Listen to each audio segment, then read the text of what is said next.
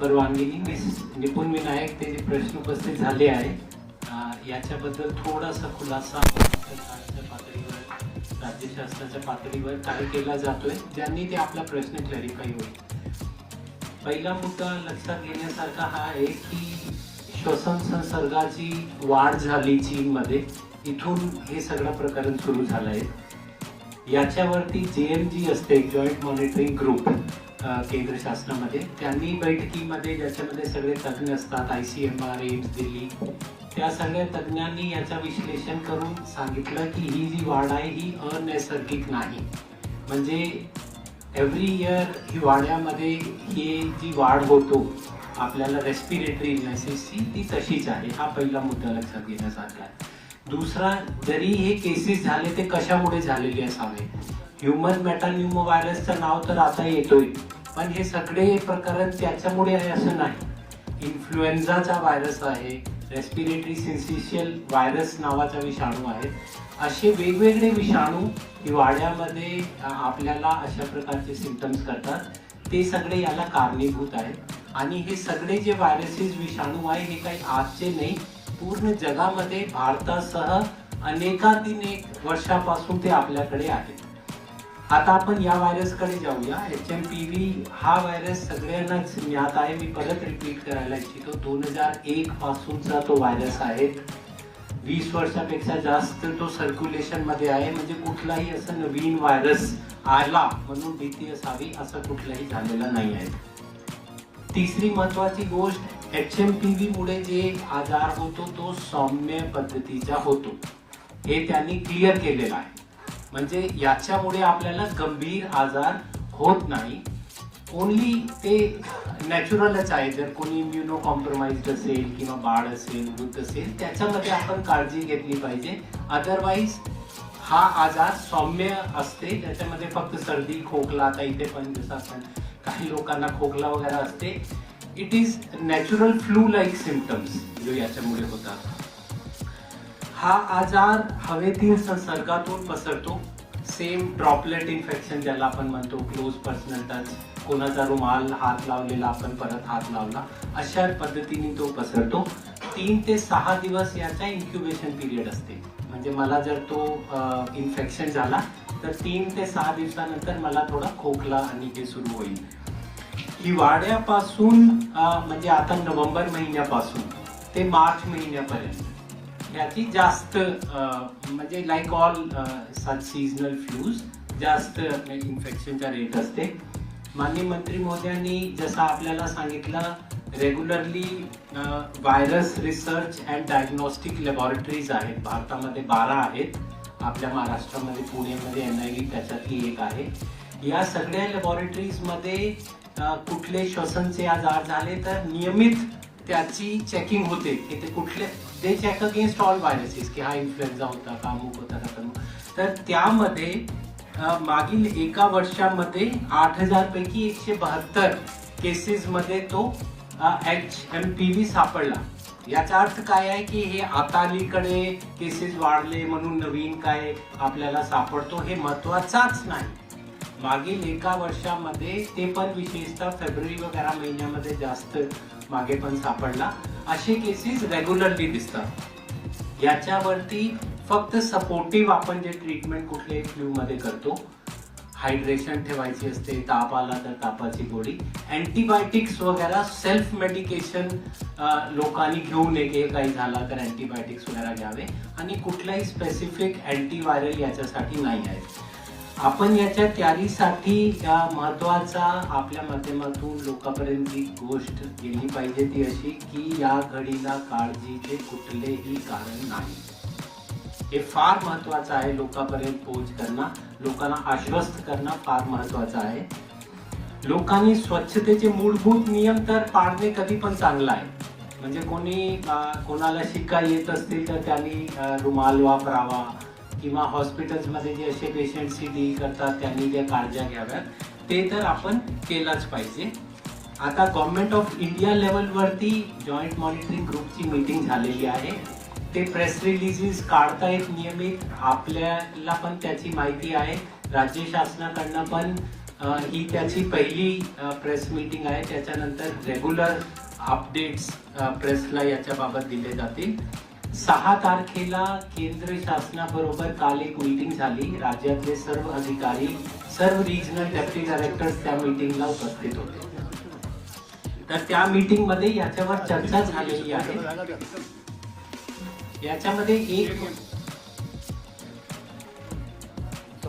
याच्यामध्ये mild cases आहे. तर आपण आता वेट करतोय गव्हर्नमेंट ऑफ इंडियाच्या या बाबतीत काय पुढील निर्देश येतील.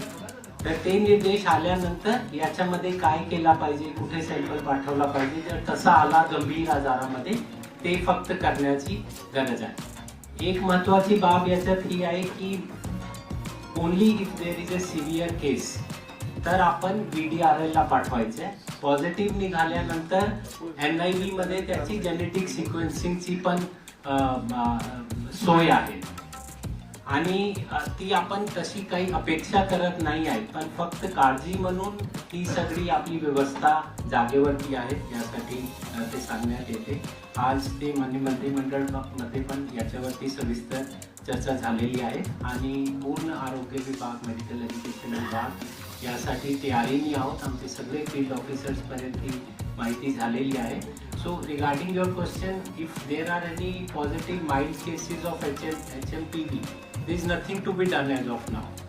Only if government of India tells us कि कुछ सीवियर केस है तो उस सीवियर केस में आपको क्या करना चाहिए, कहाँ भेजना चाहिए, देन हमारी मशीनरी एक्टिवेटेड है, we will start acting upon it. Otherwise normal सर्दी खोकला झाला की आपण त्याच्यावरती एकदम कॉशियस व्हायचं आहे. त्याचे कुठलेही कारण नाही.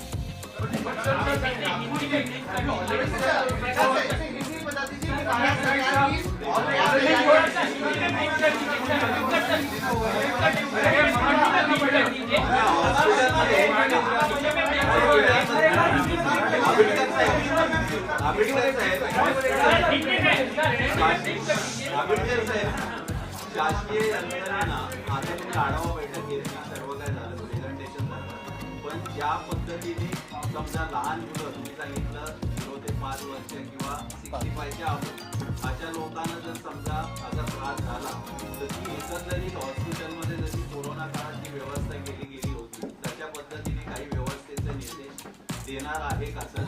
आपण गव्हर्नमेंट ऑफ इंडिया कडनं गाईडलाईन्स आल्याच्याशिवाय सध्याला आपण आपले तयारीने आहोत, पण there are no reasons to be alarmed at this stage.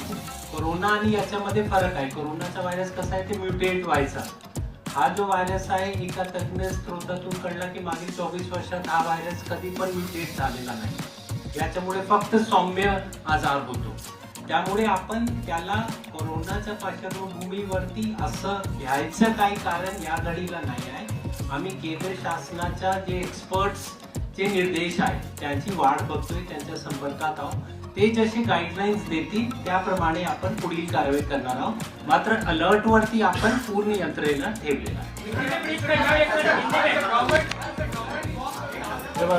एकच आपण लक्षात ठेवलं की आपण कोणत्याही परिस्थितीत काळजी करण्याची गरज नाही. हे प्रसार माध्यमाद्वारे लोकांना केलं पाहिजे.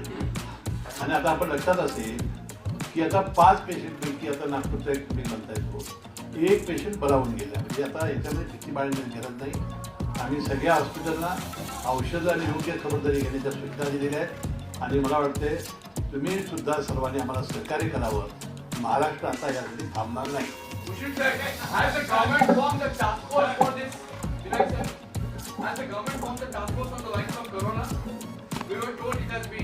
See, the highest body of the government, which is the cabinet, has taken cognizance of this. The matter was apprised to all the honorable ministers today because of the importance of this issue, so that people should know. All the entire cabinet मंत्रिमंडळाने याची माहिती दिली आहे.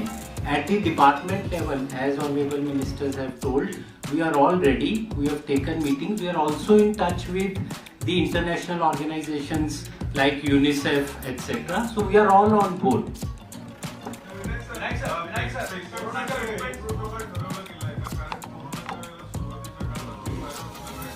कुठली कुठल्याही guidelines अजून केंद्राची करोनाच्या वेळेस केंद्र शासनाकडनं एक्सपर्ट्सनी पाहून गाईडलाईन्स निर्गमित करायच्या. त्या गाईडलाईन्सच्या आधारावर राज्य शासनाने पुढील कारवाई करायची. 6 तारखेला केंद्रीय सचिव DGICMR यांनी बैठक घेतल्यानंतर ते सांगितलं की अजून आम्ही कुठल्याही गाईडलाईन इश्यू करत नाही, कारण सौम्य आजार आहे. फक्त स्वच्छता पाळावी आणि लोकांनी आश्वस्त राहावा. कुठल्याही याच्या अफवा किंवा रॉंग इन्फॉर्मेशनमुळे घाबरून जाऊ नये, एवढंच करायचं. वन्स दे टेल अस की काही गाईडलाईन्स आहेत तर त्याप्रमाणे SOP प्रोटोकॉल इत्यादी करणे. नाही सर, मागच्या वेळेस जसं कोरोनाच्या वेळेस केंद्र सरकारच्या सर्व गोष्टी आधारावरती आपण अवलंबून होतो आणि त्याच्यानंतर मग दोन्ही विभागांकडून एक कमिटी बनवली गेली होती राज्य स्तरावरती या आजारावर किंवा कोरोनावरती लक्ष ठेवून त्याच्या विविध संशोधनाबाबत किंवा काय आपण SOP दिल्या पाहिजे त्या बाबतीत. यावेळी तुम्ही लवकर ती कमिटी नेमणार आहे, त्याची आवश्यकता आहे की केंद्र सरकारच्या गाईडलाईननुसार तुम्ही पुढे जाणार आहात? तोच प्रश्न आहे. I think we are jumping the gun. अजून आपण तिथे पोहोचलो नाही. सौम्य आजार आहे, आम्हाला सर्दी खोकला होतो, खूप विषाणूमुळे होतो, याच्यामुळे पण होतोय.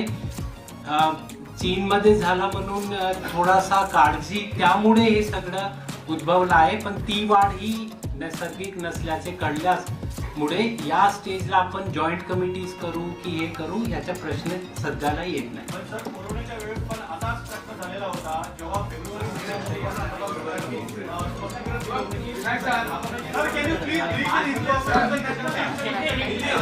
हिंदी में भी एक बार बात आप सब कह रहे हैं तो उसको एक बार रिपीट कर देते हैं. इसका बैकग्राउंड ये था कि सबसे पहले सोशल मीडिया या कई जगह आया कि चाइना में एक नया वायरस आया है जिसकी वजह से बहुत पेशेंट्स हैं, सब लोग मास्क का यूज़ कर रहे हैं.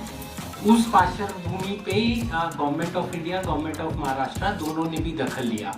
एक्सपर्ट्स ने जब इसको एनालाइज किया तो ये पाया कि चाइना में भी ये जो केसेस हैं इनको फ्लू लाइक सिम्टम्स बोलते हैं. ये केसेस में कुछ भी there is no unnatural rise, मतलब हर साल सर्दी में जिस तरह ये केसेस होते हैं उसी तरह के केसेस हैं. दूसरा, ये केसेस जो नया वायरस आ गया HMPV उसकी वजह से है, ऐसा भी नहीं है. जो वायरसेस इस तरह की बीमारियां करते हैं उसमें इन्फ्लुएंजा है, रेस्पिरेटरी सिंसिशियल वायरस है, HMPV है, यही सब वायरसेस की वजह से है. सालों से ये वायरसेस पूरी दुनिया में और इंडिया में हैं, कोई नया वायरस नहीं है. ये जो वायरस की बात हो रही है HMPV, ये 2001 से हमारे यहाँ पे है. इसकी वजह से सीवियर इलनेस नहीं होती, इसकी वजह से माइल्ड इलनेस होती है. फिर भी किसी की भी इम्यूनिटी कम होगी तो वो इन्फेक्शन को ज़्यादा प्रोन होगा. इसलिए छोटे बच्चे या वृद्ध हैं या जिसको इम्यूनो कॉम्प्रोमाइज्ड है उसमें और ज़्यादा काळजी लेने की सिर्फ ज़रूरत है. केसेस पहले से रहे हैं, ट्रीटमेंट सिर्फ सपोर्टिव दिया जाता है. बेसिक हाइजीन मेजर्स, जैसे किसी को जुकाम है तो वो टिश्यू पेपर का वापर करे, हाथ धोए, इस तरह की प्रिकॉशंस सब लोग लें. That is the only indication at this stage. इस स्टेज पे लोगों ने आश्वस्त होना ज़रूरी है. इसमें नहीं जाना कि ये कोई नई चीज़ आ गई है जो कोरोना जैसी हमें फिर से अफेक्ट कर सकती है, या उसके बारे में बिल्कुल भी कंसर्न की भी घडी नाही आहे. पॅनिक तो दूर की बात है. इस समय त्याचा कन्सर्नची पण गरज नाही आहे या घडीला. उसकी भी बिल्कुल ज़रूरत नहीं है. जो जॉइंट मॉनिटरिंग ग्रुप है गवर्नमेंट ऑफ इंडिया लेवल पे, वो रेगुलरली इस पे बैठेंगे.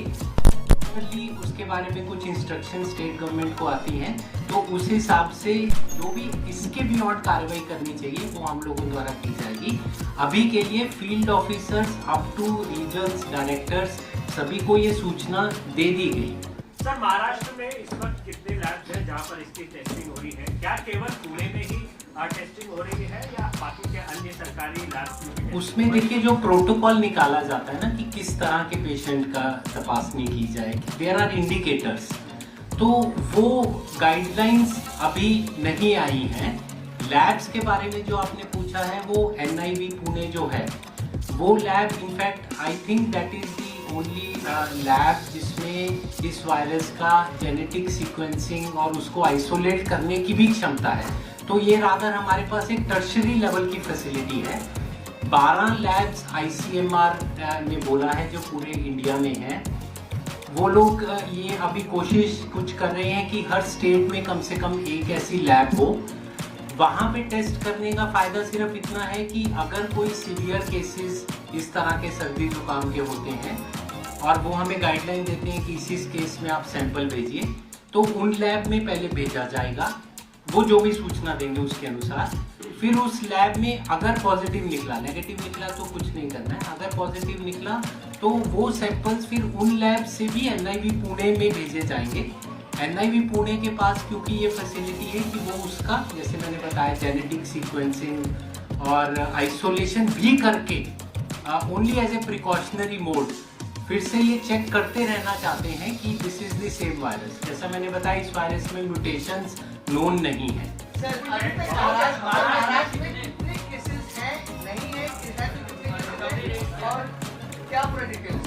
हम लोगों ने सर्वेलेंस करने का सूचना दिया है कि फील्ड ऑफिसर्स इसको सडन एक्यूट रेस्पिरेटरी इन्फेक्शन सारी हम बोलते हैं कि ऐसे जब केसेस हैं उनके सैंपल्स VDRL को भेजे जाएंगे।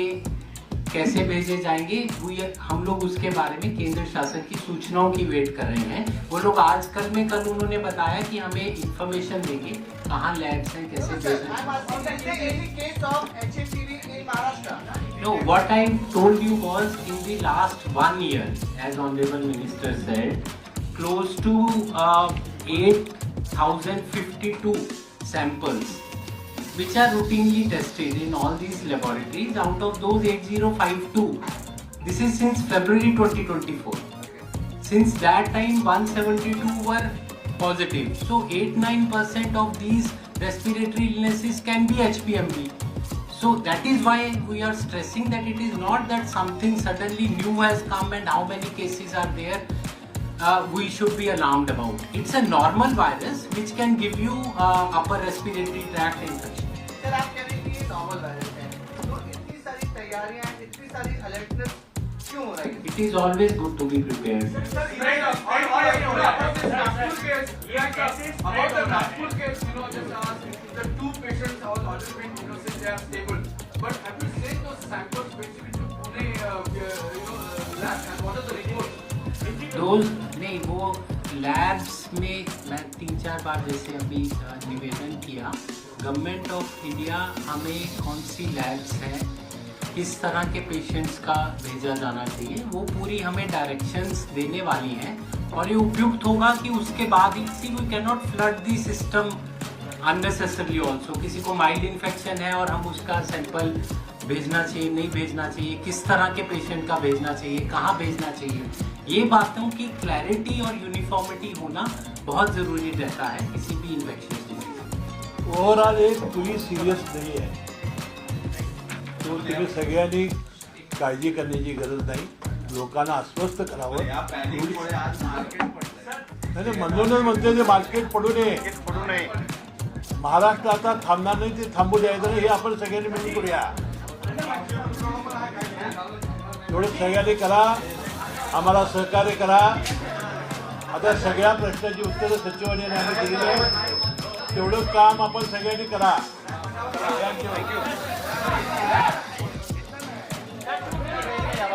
इस वायरस की कोई चिंता करने की जरूरत नहीं है, सिर्फ ये इन्फ्लुएंजा जैसा ये बीमारी है।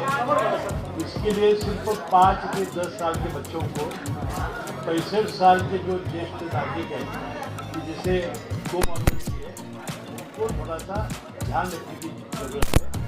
हमने सभी हमारी यंत्रणाओं को सतर्क किया है, दवाई का भी हम पुरवठा करेंगे। और सिर्फ सतर्कता यही है जो बयान सचिव ने दिया कि अभी अपना हाथ से हाथ मिलाना, ये हुआ है तो उसे थोड़ा मास्क लगाना, ऐसी बातों का ही दिक्कत उन्होंने किया है। 5 बीमारी पेशेंट थे, उसमें से एक पेशेंट अभी डिस्चार्ज हुआ है, यानी कोई डरने की जरूरत नहीं है। आपको ये सब महाराष्ट्र को बोलना चाहिए। नहीं, महाराष्ट्र में उन्होंने अभी तो पूरी नहीं, सिर्फ नागपुर का अभी बताया, तो वो जांच कर रहे हैं। और जब तक सेंट्रल गवर्नमेंट की SOP नहीं आएगी तब तक हम कोई चीज़ें पास ऑन नहीं कर सकते। लेकिन ये आप समझ गए होंगे कि ये बीमारी अच्छी होने वाली है, ये फ्लू जैसी है, तो आपको ये समझ लेना चाहिए। Thank you.